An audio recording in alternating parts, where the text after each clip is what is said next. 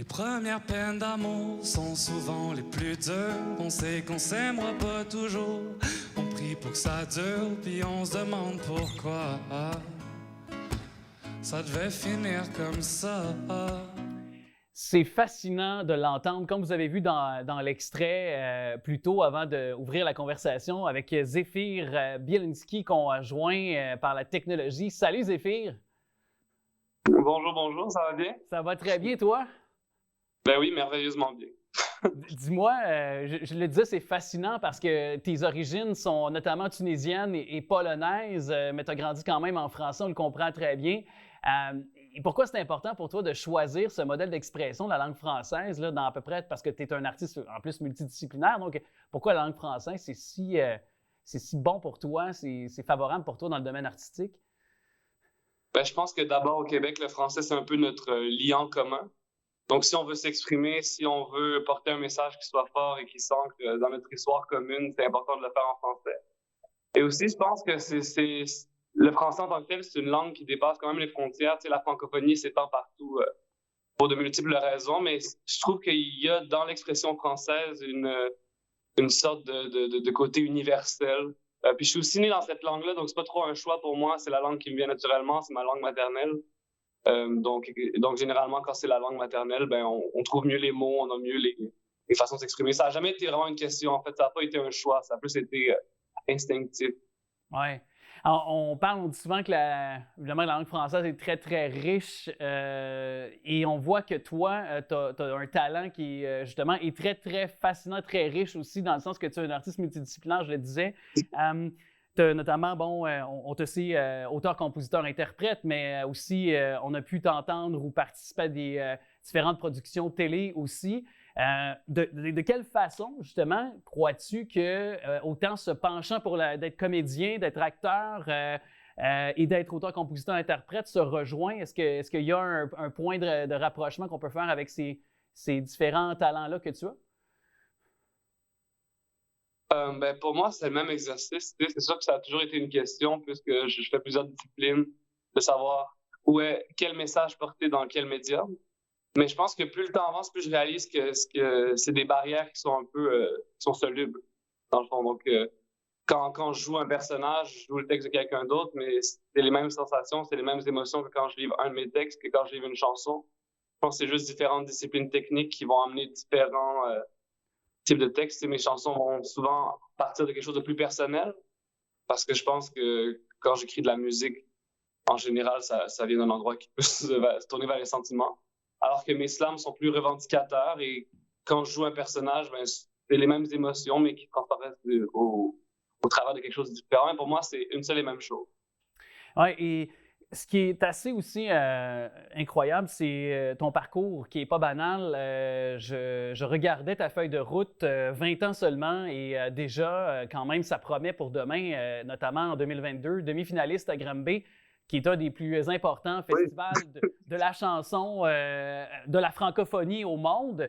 Qu'est-ce que tu as appris à Granby lors de ton passage que tu retiens, que tu peux nous dire spontanément? C'était vraiment fabuleux comme expérience. C'était 2 semaines passées à Granby cet été et en fait, je dirais que c'était plus le trip de gang, le côté d'être avec, je pense, aux 24 autres musiciens et on créait constamment. C'était des grosses soirées.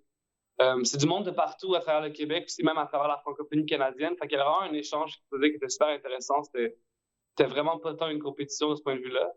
Et en plus, comme je suis passé à l'étape suivante, c'est-à-dire que je suis aussi devenu finaliste après ça. Donc, c'était merveilleux. C'était vraiment des expériences de scène. Pour moi, c'était une première, tu sais, à arriver sur une grosse scène comme ça, jouer mes propres chansons. C'était un peu intimidant, mais ça m'a apporté tout le bagage nécessaire pour ensuite avoir la confiance de livrer ces chansons-là et ces textes-là ailleurs. Et j'ai vu d'ailleurs, parce qu'on peut retrouver, on le voit à l'instant à l'écran, là, évidemment, quelques bouts de ce que tu sais faire. Les gens qui sont curieux pourront, après notre conversation, aller sur YouTube notamment. On peut facilement retracer justement ton passage à Granby ou d'autres plateformes sur lesquelles tu t'es exprimé, sur YouTube notamment. Mais c'est sûr qu'il y a pour moi une fascination aussi pour ton intelligence, ta façon de présenter tes chansons, mais aussi de faire cette espèce de fil conducteur avec chacune d'entre elles. Tu accordes vraiment un soin chaque mot qui est pesé, qui est sous-pesé, qui est vraiment très réfléchi.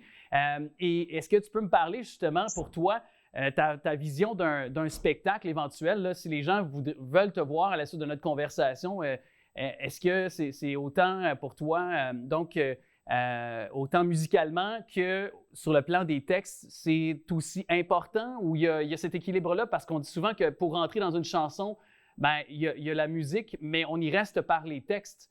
Si tu peux me parler de cette façon-là, de cette façon de réfléchir là-dessus.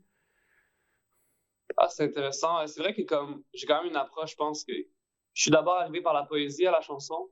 Et donc, pour moi, c'est d'abord les mots qui font émerger la mélodie. Je pense que c'est important pour moi de construire quelque chose, qu'un spectacle qui soit cohérent, que ce soit dans un slam ou que ce soit dans un spectacle de musique. Pour moi, l'important, c'est de vraiment emmener la personne qui m'écoute à suivre un fil. Je trouve qu'en général, parfois dans des spectacles, quand on se perd et qu'on fait juste, que c'est juste le côté des chansons, parfois c'est moins intéressant. Moi, j'aime ça proposer quelque chose qui soit uni. Puis je trouve que ça emmène aussi des émotions qui sont différentes. Je pense que moi, ce que je voulais faire à Granby, c'était amener les spectateurs à vivre une sorte de rupture du point A au point B. C'est sûr que si tu les lis pas, si tu les emmènes pas avec toi dans tout ce chemin-là, ça se peut qu'ils décrochent, ça se peut qu'ils ressentent pas exactement comment tu voulais qu'ils ressentent. Et pour moi, encore une fois, c'est assez instinctif. Et j'écris mes textes comme ils viennent de cette pulsion-là, de juste communiquer des choses. Et donc, pour moi, ça aurait été un peu impensable de juste emmener des chansons sans essayer de les aiguiller. Ouais. Et ça tente-tu de nous aiguiller? Ça tente-tu de nous faire un bout? Là? Je pense qu'on est là. On veut entendre un peu le fruit de ton travail. Si tu peux nous faire peut-être un slam spontané, je ne sais pas. Qu'est-ce qui te vient à l'esprit présentement? Là? Oui, j'ai écrit un slam il n'y a pas longtemps. Je peux peut-être vous le lire. Ben ouais, allez-y. Vas-y. On t'écoute. Les avez-vous vus, vous, ces gros monstres bleus? Ouais, gros monstres bleus, ben baveux, ils barouettent tout ce qu'il y a autour d'eux. Les avez-vous entendus? Je vous souhaite pas.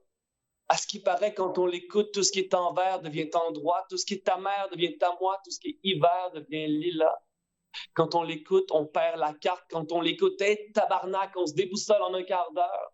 Grosses bêtes comme des bulldozers, qui abîment tout, mangent pas leur croûte. Sale monstre bleu, s'accapare tout.